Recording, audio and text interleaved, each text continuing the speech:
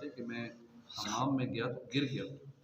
पहले दौर में इज्तिमाई हमाम होते थे, लोग गुस्ल के लिए वहाँ जाते थे, तो दर्द की वजह से हाथ सूज गया। दुरूद पाक पढ़ते पढ़ते रात को इसी तकलीफ़ में सो गया।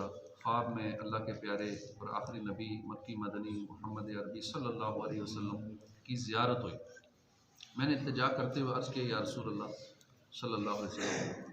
तो हुज़ूर ने मुझसे फ़रमाया, ए मेरे बेटे, हालत तकलीफ़ में तेरे दुरूद पढ़ने ने मुझे बेचैन कर दिया। जब सुबह हुई तो प्यारे आका सल्लल्लाहु अलैहि वसल्लम की बरकत से दर्द और सूजन का नामो निशान तक नहीं। जब भी कोई तकलीफ़ हो, दर्द हो, परेशानी हो, दुरूद पड़े। उस तकलीफ़ में, गम में, दुख में, दर्द में, बेचैनी में दुरूद पाक पढ़े तो इसकी बरकत से इंशाअल्लाह वो परेशानी, दुख, दर्द, तकलीफ़ ख़त्म हो जाए। मुश्किल जो सर पे आ पड़ी तेरे ही नाम से टली है, मुश्किल कुशा है तेरा नाम, तुझ पर दुरूद और सलाम। सल्लु अलल हबीब सल्लल्लाहु अलैहि मुहम्मद सल्लल्लाहु अलैहि वसल्लम। सिलसिला क़ादरिया रज़विया तारिया के अज़ीम बुज़ुर्ग हैं और दुनियाए तसव्वुफ़ के रोशन चिराग जुनैद बगदादी।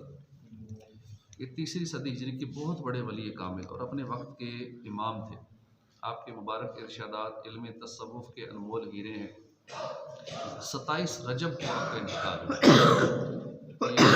रजब का महीना है तो इसमें कई बुजुर्गान दीन का उर्स मनाया जाता है। जैसे 6 तारीख को ख्वाजा गरीब नवाज चिश्ती अजमेरी रहमतुल्लाह अलैह, इसी तरह 12 को मौला अली का, 13 को मौला अली मुश्किल कुशा का, इसी तरह 15 को और 22 को 2 रिवायतें हैं इमाम जाफ़र सादिक के हवाले से, उनको उर्स मनाया जाता है। इसी तरह जुनैद बगदादी रहमतुल्लाह अलैह का भी इसी महीने में 27 रजब को आपका इंतकाल हुआ था। तो सूफ़िया कराम के सरदार, शरीयत और तरीक़त के इमाम जुनैद बगदादी रहमतुल्लाह अलैह, आपका मज़ार बगदाद में है और आप गौसे आज़म के मशाइख में से। अल्लाह करीम हमें आपके फैज़ान से माला माल फरमाए। बहुत बड़े वली कामिल हज़रत इमाम अब्दुल करीम बिन हवाज़िन कुशैरी रहमतुल्लाह अलैह ने फरमाया कि हज़रत जुनैद बगदादी फरमाते हैं कि मैंने ख्वाब देखा कि गोया मैं अल्लाह पाक की बारगाह में हाज़िर हूँ। अल्लाह पाक ने मुझसे इरशाद फरमाया, ए अबुल कासिम, जो बातें तुम लोगों को बयान करते हो कहाँ से हासिल करते हो? मैंने अर्ज़ की कि मैं सिर्फ हक बात ही कहता हूँ। अल्लाह पाक ने इरशाद फरमाया, तुमने सच कहा। हज़रत जुनैद बगदादी को यूँ दुआ करते सुना गया, अल्लाह पाक के लिए तमाम तारीफ़ें हैं, ए मेरे महबूब, तेरे लिए इतनी हम इतनी तारीफ़ें हैं जितनी तेरे इल्म में है। यानी ए अल्लाह पाक, हम तेरी तारीफ़ बयान कर ही नहीं सकते। जिस तरह तेरे इल्म की कोई हद नहीं, ऐसे ही तेरी तारीफ़ें भी बेहद और बेशुमार है। जुनैद बगदादी फरमाते कि मैंने ख्वाब देखा कि मैं लोगों के सामने बयान कर रहा हूँ, इतने में एक फ़रिश्ता मेरे सामने आकर खड़ा हो गया और कहने लगा, अल्लाह का कुर्ब हासिल करने का बड़ा ज़रिया क्या है? मैंने कहा, वो अमल जो छुप कर किया गया हो और मीज़ान में पूरा हो। फ़रिश्ता ये कहते हुए चला गया, अल्लाह की कसम, ये इल्हामी कलाम है। अल्लाह पाक ने हर इंसान के दिल पर एक फ़रिश्ता मुकर्रर फरमाया है जो उसे नेकी की दावत देता है। उस फ़रिश्ते को मुल्हिम कहते हैं और उस फ़रिश्ते की तरफ से जो दावत मिलती है या हमारे दिल पे वो अच्छी बात का इल्हाम होता है ना, उसको फिर इल्हाम कहा जाता है, उसकी दावत को। और उस फ़रिश्ते का नाम मुल्हिम है जो हमारे दिल पर मुकर्रर है। इसी तरह शैतान है, मुल्हिम कहता है नेकी कर लो, शैतान कहता है ना करो। ये जंग हमारे अंदर चलती रहती है। मुल्हिम अच्छी बात की दावत देता है, शैतान इब्लीस वो बुरी बात की उससे रोकता है, अच्छी बात से गुनाहों की दावत देता है। एक दफ़ा बंदा कहता है मैं ये नेकी कर लूँ, दूसरा दिल कहता है, बंदा कहता है एक दिल कर रहा है ये करूँ, दूसरा दिल कह रहा है ये करूँ। तो दिल एक ही है लेकिन उसके अंदर जो सिस्टम है वो मुकाबला चल रहा है 2 का, एक उस फरिश्ते का मुल्हिम का और दूसरा शैतान का, जिस वजह से बंदा कभी यूँ तो कभी यूँ दिल पलटी खाता रहता है। हज़रत जुनैद बगदादी फरमाते हैं कि अल्लाह के नबी यूनुस अलैहिस्सलाम इतना रोए कि बीनाई कम हो गई और इस कदर क़याम फरमाया कि यानी खड़े होकर अल्लाह की इबादत की कि कमर में खम पड़ गया। इस कदर नमाज पढ़ी कि चलने फिरने की ताकत ना रही। आप अलैहिस्सलाम ने बारगाह इलाही में अर्ज़ की, तेरे इज़्ज़त व जलाल की कसम, अगर मेरे और तेरे दरमियान आग का समंदर होता तो मैं तेरी मोहब्बत और शौक़ की वजह से मैं उसमें भी दाखिल हो जाता। यानी अल्लाह की मोहब्बत इतनी आपके दिल में थी। मोहब्बत में अपनी गुमा या इलाही, ना पाऊँ मैं अपना फ़ता या इलाही, रहूँ मस्त व बेखुद में तेरी विला में, पिला जाम ऐसा पिला या इलाही। जब अल्लाह की मोहब्बत दिल में बढ़ती चली जाती है तो फिर बंदा ज़्यादा से ज़्यादा इबादत में लग जाता है, फिर सारे मुश्किल काम आसान हो जाते हैं। जुनैद बगदादी के हाथ में तस्बीह देकर किसी ने अर्ज़ किया कि इतने बड़े बुजुर्ग बन जाने के बाद भी आपने हाथ में तस्बीह रखी हुई है। तो चलो आम बंदा तो उसे ज़रूरत है ज़िक्र अज़कार करे, तो आप इतने मकाम पे पहुंच गए फिर भी हाथ में तस्बीह होती है। अब उस दौर में काउंटर तो थे नहीं, दूसरी तस्बीह थी।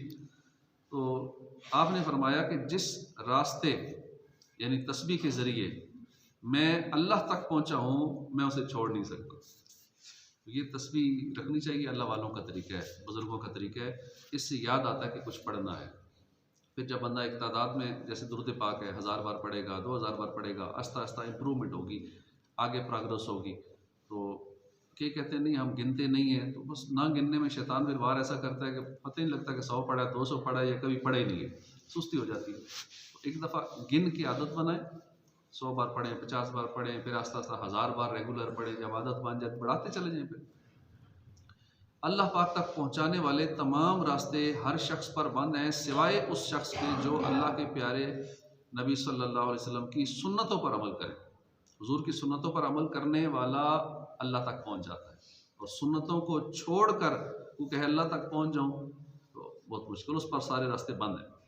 हज़रत जुनैद बगदादी रहमतुल्लाह अलैह के फरमान के तमाम रास्ते बंद हैं। इससे मुराद ये है कि ऐसे रास्तों पर चलकर अल्लाह तक पहुँचना मुमकिन नहीं, क्योंकि ये रास्ते अल्लाह तक नहीं पहुँचा सकते। अल्लाह तक पहुँचाने वाले रास्तों पर इसी तरह चले जिस तरह आप सल्लल्लाहु अलैहि वसल्लम ने अमल फरमाया, क्योंकि हुजूर के रास्ते पे चलेगा तो अल्लाह तक पहुँचेगा। हुजूर के रास्ते को छोड़कर किसी और के ज़रिए अल्लाह तक पहुँचेगा तो नहीं। खुदा का यही है दर, नहीं और कोई मफर मुकर, जो वहाँ से हो यहीं आके हो, जो यहाँ नहीं वो वहाँ नहीं। तो हुजूर के पीछे ही चल के अल्लाह तक पहुँचा जा सकता है। हज़रत अब्दुल वाहिद बिन उलवान की नसीहत करते हुए फरमाया कि ऐ नौजवान, इल्म को लाजिम पकड़ लो। इल्म दीन के तुम पर जो हुकूक हैं, अगर तुम उन्हें पूरा किए बगैर इल्म के ज़रिए इज़्ज़त हासिल करना या ख़ुद को इल्म की तरफ मंसूब करना या इल्म वाला कहलवाना चाहोगे तो इल्म का नूर तुमसे गायब हो जाएगा और तुम पर सिर्फ इल्म का निशान बाकी रहेगा। ये इल्म तुम्हारे हक़ में नहीं बल्कि तुम्हारे ख़िलाफ़ होगा। और ऐसा इसलिए है कि बेशक इल्म अपने इस्तेमाल यानी अमल की तरफ बुलाता है, और अगर इल्म पर अमल ना किया जाए तो फिर इल्म की बरकतें रुखसत हो जाती हैं कि जितना पता चले बंदा उस पर अमल शुरू कर दे, जो अच्छी बात सीखे उस पर अमल शुरू कर दे, इल्म बढ़ना शुरू हो जाएगा। सीखी अमल ना किया चला जाएगा, जो है वो भी भूल जाएगा। हज़रत जुनैद बगदादी ने बेइल्मों को इमाम ना बनाने के मुतालिक फरमाया कि जिसने कुरान करीम को याद और हदीस पाक को जमा ना किया उसके पीछे ना चला जाए, क्योंकि हमारा इल्म तसव्वुफ़ व तरीक़त कुरान और सुन्नत की तालीमात के साथ ही जुड़ा हुआ है। बेइल्म और खिलाफी शरअ काम करने वाले फ़कीर लोग जो यहाँ तक कह देते हैं कि शरीयत एक रास्ता है और रास्ते की ज़रूरत उनको होती है जो मकसद तक ना पहुँचे हों, हम तो पहुँचे हुए हैं। ऐसों के बारे में जुनैद बगदादी ने फरमाया कि बेशक वो सच कहते हैं, वो पहुँच गए हैं, मगर कहाँ, जहन्नम तक पहुँच गए। कई मिलते हैं बाबे दरबारों में मिलेंगे, लंबी लंबी लिटें रखी हुई हैं, 10-10 अंगूठियाँ पहनी होती हैं और गंदे कई साल तक नहाते नहीं हैं, स्मेल आ रही होती है, गंदे कपड़े पहने होते हैं, कड़े पहने होते हैं और घुंघरू पहने होते हैं और अजीबो गरीब हालत बनाई होती है। दाढ़ी कहाँ से कहाँ जा रही होती है, कभी धोते भी नहीं है, नमाज एक नहीं पढ़ते, बल्कि आती कोई नहीं नमाज तो ऐसों को। तो कहते हैं हम पहुँचे हुए हैं, बहुत पहुँचे हुए हैं। तो जुनैद बगदादी ने सैकड़ों साल पहले बता दिया, हाँ वो पहुँचे हुए हैं मगर जहन्नम तक पहुँचे हुए हैं। तो ऐसों से बचना चाहिए। लोग कई तो ऐसों के मुरीद हो जाते हैं, देखते हैं कि बाबा बहुत ही गंदा तिरंगा बाबा है, अजीबो गरीब हालत बनाई है, घुंघरू बांधे हुए थे, पहुँचा हुआ बाबा है, इसलिए अजीबो गरीब है। लंबे लंबे वो डंडे भी पकड़े होंगे और नशा भी दबा के करते होंगे और डी करते होंगे सूटे लगा के, और लोग फिर उनको पीर बना रहे होते हैं, बाबा जी मलंग, न जाने क्या क्या उनके नाम रखे होते हैं।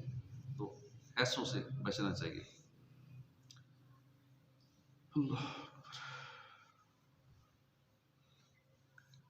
मार्फत इलाही यानी अल्लाह की पहचान रखने वालों के लिए इबादत बादशाहों के सरों पर ताज से ज़्यादा अच्छी है। जब आरफीन यानी अल्लाह की पहचान रखने वाले औलिया कराम के लिए इबादत का ऐसा मकाम है, तो जो विलायत और पीरी फ़कीरी के झूठे दावे करे और मज़ीद फ़राइज़ वाजबात में भी कोताही करे, तो ऐसे शख्स के साए से भी बचना चाहिए।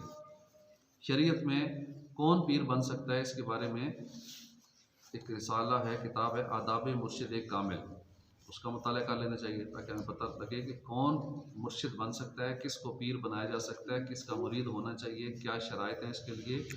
जुनैद बगदादी की खिदमत में किसी ने अर्ज़ किया कि मेरे सरदार, मैं आंखें नीचे रखने की आदत बनाना चाहता हूँ, इरशाद फरमाइए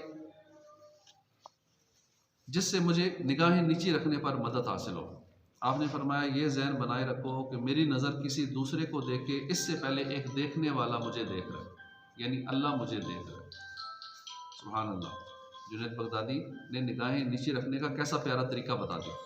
काश हम भी अपनी गिरा से ये बात बांध लें, बेपर्दा औरतों को ताकने झांकने के वक्त, तन्हाई में मोबाइल इंटरनेट वगैरह पर फोश मनाजर देखने के वक्त अगर ये तस्वर बन जाए अल्लाह देख रहा है और खौफ खुदा गालिब आ जाए तो खुदा की कसम बंदा थर थर कांपने लगे और गुनाहों से बच जाए।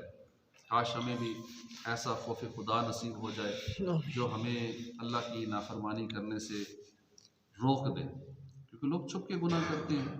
चुप के लोगों से किए जिसके गुनाह वो खबरदार है क्या होना है। अरे ओ मुजरिम बेपरवाह देख सर पे तलवार है क्या होना है। जिसकी नाफरमानी कर रहे हैं उसे तो पता है, लोगों से छुप रहे हैं कि जो कुछ नहीं कर सकते उनसे छुप रहे हैं, और जिसकी नाफरमानी कर रहे हैं जिसने सजा देनी है वो तो देख रहा है, अकेले में भी देख रहा है, बंद कमरे हैं तो भी देख रहा है, छुप के मोबाइल से देख रहे हैं तो भी वो देख रहा है। तो इसलिए ये तस्वर हो कि अल्लाह मुझे देख रहा है, फिर बंदा गुनाहों से बचने में कामयाब हो सकता है। अल्लाह पाक हमें गुनाहों से बचाए, आमीन।